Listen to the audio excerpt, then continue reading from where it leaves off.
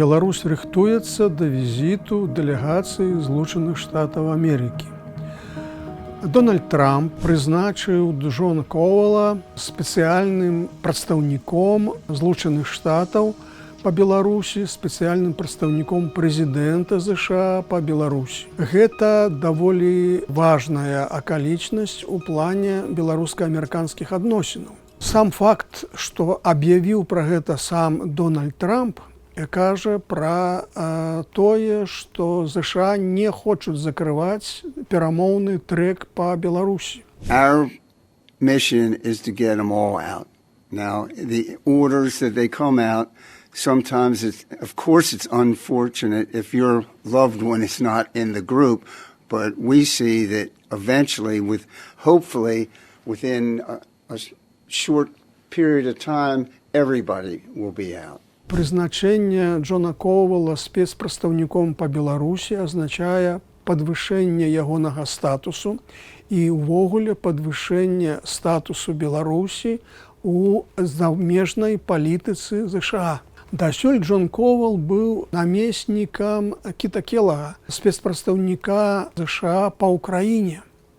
А цяпер ён стаў на такі ж узровень фармальна, як і Келаг, і цяпер Беларусь з'яўляецца аддзельным асобым аўтаномным трэкам у плане перамоваў ЗША з Беларусю. І яшчэ важны тэзіс заявы Дональда Трампа. Ён сказаў, што падчас чарговых перамоваў будзе абмяркоўвацца пытанне пра вызваленне 50 беларускіх закладнікаў, то бок палізняволеных. Іншых пытанняў парадку дня прэзідэнт ЗША не ўзгадаў, што азначае даволі важны статус пытання пра палітвязняў у гэтым перамоўным працэсе Беларусі з Злучанымі Штатамі. Гэты працэс настолькі важны, што да яго спрабуюць не тое, што далучыцца, а неяк мець да яго датычным і іншыя краіны. У прыватнасці, кіраўніцтва Літвы апелюе да Злучаных Штатаў з тым, каб яны паўплывалі на паводзіны афіцыйнага Мінску. Міністр замежных спраў Літвы падчас знаходжання ў Вашынгтоне правёў перамовы з кіраўніцтвам, з дыпламатамі Злучаных Штатаў, дзе беларускае пытанне было вельмі акцэнтавана, узгадана. Увогуле канфлікт і напружанне паміж Беларусю і Літвой павялічваецца. Пачалося ўсё з таго, што Літва ў знак пратэсту супраць запуску з тэрыторыі Беларусі кантрабандных балёнаў зачыніла мяжу з Беларуссю. Зачыніла мяжу для пасажырскіх перавозак і для грузавых перавозак аўтамабілямі. Чыгуначныя перавозкі захаваліся. У адказ на гэта беларускі бок фактычна заблакаваў на тэрыторыі Беларусі літоўскія фуры. Ёсць тут пэўная блытаніна ў тым, сколькі насамрэч гэтых фур, як гэта лічыць, толькі самі аўтамабілі ці паўпрычэпы, называюцца розныя лічбы.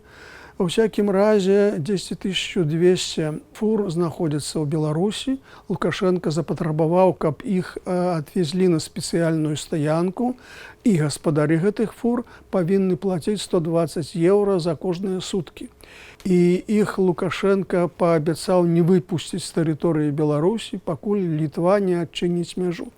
А калі гаспадары гэтых фур адмовяцца плаціць, то Лукашенко нават прыгрозіў их конфисковать. В соответствии с нашими законами, вплоть до конфискации этих автомобилей. И вообще-то мы, наверное, почти ничего не возим через эту границу в связи с санкциями. Только какие-то виды товаров, которые очень-очень нужны тем же литовцам или полякам. А с казахами, россиянами, китайцами, другими странами им придется очень серьезно не просто объясняться, а разбираться, потому что так никто не поступает.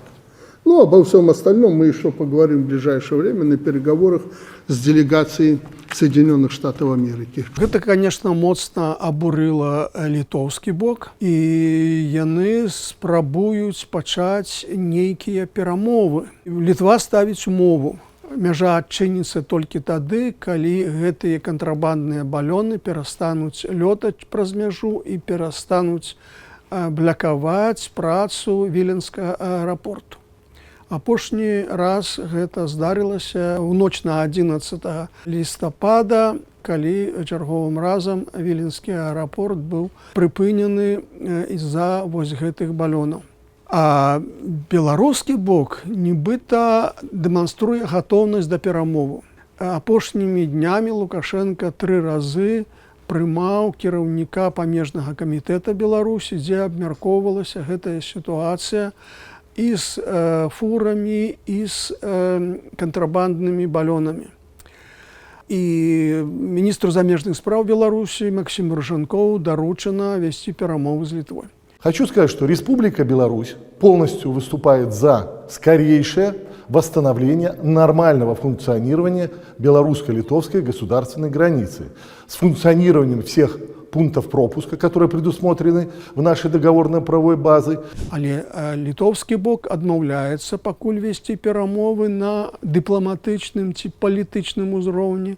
Прэзідэнт Наўседа сказаў, што перамовы гатовы весці толькі на тэхнічным узроўні. То бок дзесьці там з кіраўнікамі памежных застаў беларускіх і так далей, таму што высокі ўзровень перамоваў фактычна легітымізуе беларускі палітычны рэжым, а Літва, як і іншыя краіны еўразвязу, імкнуцца не дапусціць гэтай легітымізацыі.